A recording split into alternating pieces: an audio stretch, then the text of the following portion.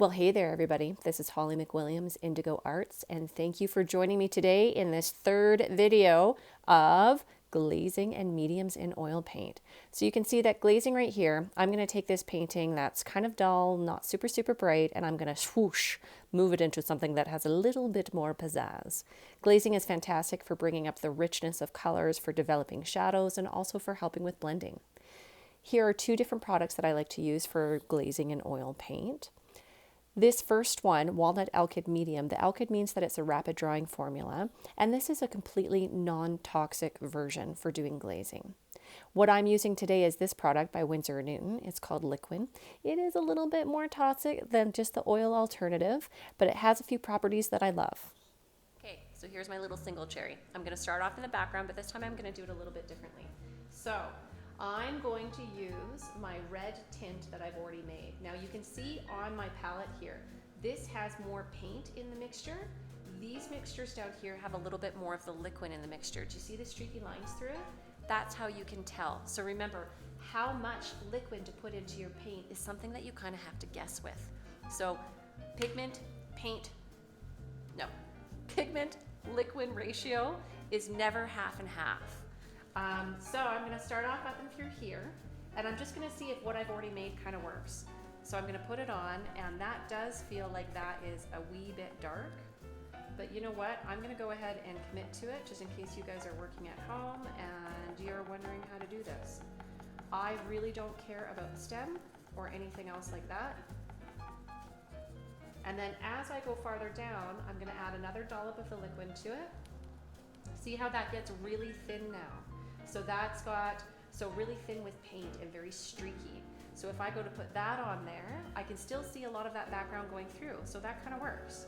So I'm not repainting the background, I'm just kind of giving it a little bit of a different tint.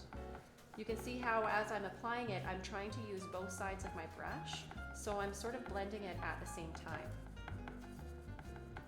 Now I'm going to wipe my brush off. And now come down into, I'm going to see if I can just do straight liquid. So if I have straight liquid, and what I'm looking for is if the paint starts to pocket in the weave of the canvas, the color that I'm trying to pull down is too dark. Yeah, and it's starting to pocket right there. So I will come across just with a little bit of liquid here. So this was straight liquid, no paint. I had a big heavy amount of paint that I've literally just pulled down and added more liquid as I've gone down. And that's kind of worked with my glaze, but now I need to change my color tint. This is quinacridone rose, and I'm going to use a little bit of the yellow to make sort of an orange color. This is straight paint, no liquid. So now I'm going to go ahead and add the liquid portion down here. I've got a big dark blob in my brush. Should have cleaned that. Anytime you see another color poking through on your brush, clean it immediately. Don't think it'll go away. It'll make your colors really dirty. Okay, so here we go. Now this is more of the paint, a lighter paint pigment.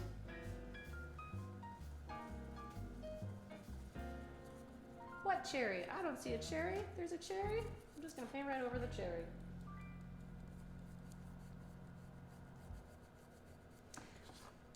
Now the one thing that I can do that will be really pretty with this is grab a big brush and just do a quick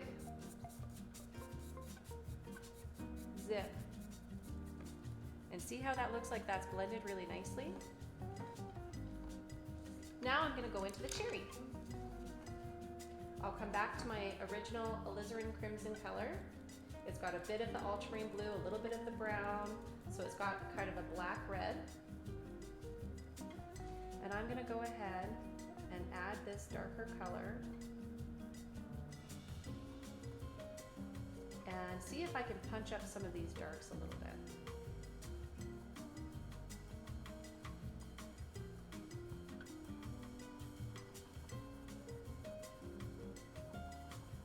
So I didn't even need to change my color in that area, which is really awesome.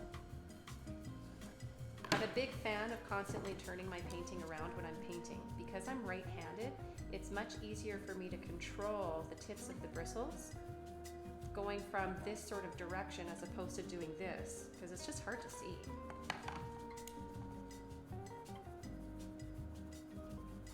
Oh no, whatever will I do? I just painted in the background. Once again, you can grab your eraser brush. So that's where you dip it a little bit into turpentine, do a blot on paper towel so it takes off the excess turpentine, and you can zip right through things. Sometimes, if that's not fast enough, you can also just use paper towel and take it right off with paper towel. Easy peasy. See? Paintings. You really can't screw them up. Well, maybe you can sometimes. Okay, so continuing with this same sort of alizarin crimson gray glaze. Oh, I can't talk. Alizarin crimson glaze. And see how it's just brought that color of the cherry back up. I'm gonna wipe out the center where that highlight is. And I think I'm gonna reapply a brighter red. So I'm gonna come in through here and mix some of the cadmium red in with my quinacridone rose, in with my glaze, and paint out any of the areas where that darker color started to pocket into the weave of the canvas. And just make a really nice blend. Perfect. I'm gonna go ahead and wipe my brush off down here because that's kind of a pretty color. I think I could probably put it in some other areas. See, this is why painting's fun. Oh! I'm just making this stuff up. So, now I'm gonna do my yellow glaze.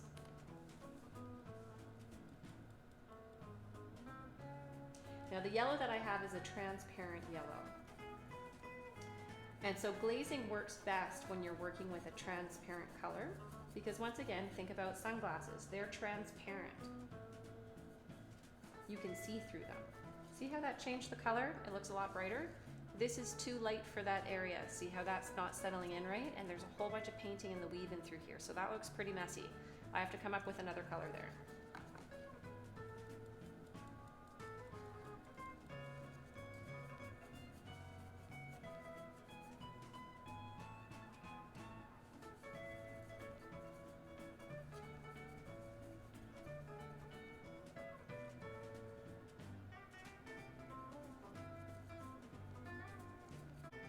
Painting right over the stem. If I end up painting out the stem too much, I can use the eraser brush or a wipe out with paper towel.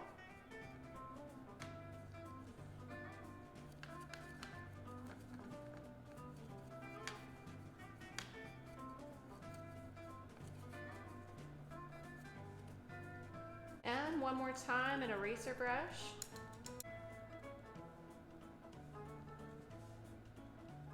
So every time I wipe off the paint, it's very important to use your paper towel to wipe your brush on.